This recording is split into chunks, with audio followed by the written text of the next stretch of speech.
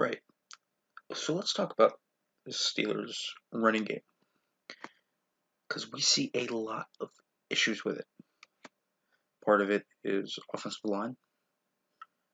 Part of it is just teams really keying in on the tendencies the Steelers have with their run game. And other times, it's quite honestly just bad blocking. James Conner doesn't hold much of the blame here. He's not doesn't have the best vision in the world. But I mean, certainly, certainly, there are worse out there than James Conner as a running back. So I'm going to talk about this play. And we'll see the Steelers run what they call duo a lot. A lot in the first half against San Francisco. And what you'll see with duo is you'll have two combo blocks. So you want Villanueva and Foster to win their combo, and then you're usually going to have Pouncey and Castro work on this D lineman, of course, as well. And what they'll do is they will climb. One of them will break off on the double team, work up to the second level, and theoretically, Conner can, read it through this linebacker with a cutback lane, or run up the middle. Something of that sort is what we would like to see out of, James Conner and this running game. However, this defense of San Francisco is loading the box. They really are. I mean, there's practically 8 men in the box here, with the corner playing down to the tight formation to the line. It's kind of heavy set this way. They are expecting something either coming through here or a flow outside. They are perfectly prepared for a sweep play. But the Steelers are going to try and run it right middle, and they did try this many times to no avail, really. And you'll see what they're going to do first. So pre-snap, they're going to ID Grimble over. Try to open up this side so Conner can run through here, theoretically. But Grimble was kicking out here. So now Xavier Grimble, who is apparently playing on a torn calf nonetheless, which makes this a bit more perplexing if he was actually playing on a torn calf, has to come over and get DeForest Buckner. Now, good luck getting DeForest Buckner down, one of the best D linemen in the NFL, and you're going to see exactly what happens. Okay, so we have the two blocks with the kick out. What you're going to see here. This is actually not a badly blocked play at all. It's really not. I mean, the defense is flowing towards this way. If these double teams win, Conner's got a seam, but it's all Grimble. Grimble has to get over here. Buckner's falling downhill, and Grimble just doesn't have the ability to reach over here. Tries to chop him down. But man, and by the time Conner gets the football, I mean, what's Conner going to do? Seriously, I mean, he could jump cut out here. But there's not much you can expect James Conner to do here. And this is a blown play. Actually, not badly blocked at all by this O-line. But if Grimble can't get over, and you don't trust Grimble to make that block, why are we motioning him over? Obviously, you want to lessen the load on these fronts, but if you can't trust your tight end to do that, you shouldn't be leaving an elite defensive end right on the outside there to come crashing down. Not on James Conner, that's on a lack of personnel identity. That is exactly what that is on. And you're going to see they love duo. Love duo. This is on a drive where they employed enough no huddle that I don't even understand how much no huddle they did. but they did a bit no huddle a few times this drive. Every now and then they would sub out guys, but again, duo.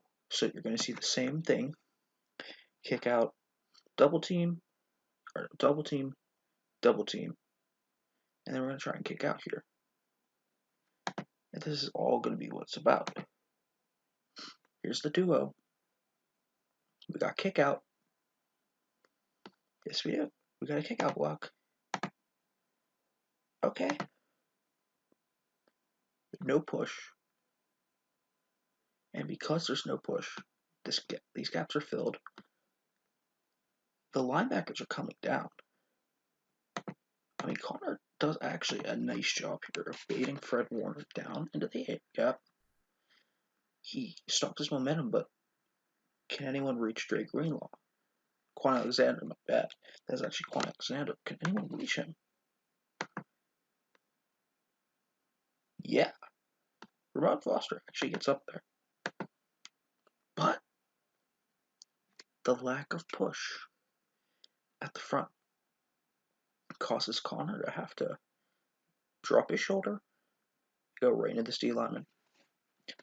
You'll see this O-line has not been able to control the line of scrimmage. They have been getting beat. They've been playing high. Marquise Pouncey plays a very high pad level here. His hands are outside. This is why this is an easy shed. And, easy play. Connor can't go anywhere. Nothing to do if you can't get push on the line and you don't have to control the line of scrimmage. They haven't been able to do that, and James Conner gets a measly 2 yards. And so not even 2 plays later, I'm not even kidding, 2 plays later, we see Benny Snell come in. Okay, we got a power back now. They're gonna run duo again. This has not worked all game. These are only 3 examples I showed you. I counted 5 at least. And they have not gone for more than this is the longest duo play of the game. 4 yards for Benny Snell. You'll see again. Loaded box pre-snap. 8 in the box all day. Where in the world are we going to get this push from? No push. We see Grimble getting pushed back on this side. We see no push up front. On this side, they are splitting double teams. And now Snell has an option. This one for Snell. Okay, you can bounce it out here. But Villanueva does not control that point of attack. Snell obviously reading the back cut, and Warner trying to say what he can do here. If you're Benny Snell, and you know Benny Snell has his limitations athletically, you say, I can't make it out here. Maybe a Jalen Samuels can. Benny Snell is not going to bounce this. Not with the way Nick Bosa has been playing. And not with the lack of push up front. This is not a terribly blocked play. But it's a heavy front. You know Bosa controls his point of attack. He simply is lower than Villanueva. He has the leverage. And he can shed and stack you. And you know, as Benny Snell knows that he does not have a great burst. So Benny Snell's not going to test this. Benny Snell's going to do what Benny Snell does best. Lower his shoulder. Grind out these yards. Really nice job doing that for Benny Snell, though. Really nice job of getting those 4 yards. You'd like to see that grit from Benny Snell. But I have to question what Randy Fichtner was thinking. Running duo so many times when it never worked. The line wasn't getting push. There were odd personnel decisions. Xavier Grimble clearly could not block any of these alignment. Eric Armstead, Ronald Blair were giving him fits all day. They could clearly not do anything on that very questionable decision. And I want to go back to Seattle. Because we've seen Seattle. And we know what Seattle can do up front. This one's very interesting to me. So we're actually going to see an outside run here with James Conner. It's going to be called stretch C. So stretch C simply means you pull two guard. You pull your guard, David DeCastro. He's going to go out here. And you're going to pull Marquise Pouncey, your center. He's going to go in here. Connor wants to read through KJ Wright. That's his read. If he can get the block, he can go out here. Cut back lane. Baby Wagner in. Cut it up through here. Sounds easy enough.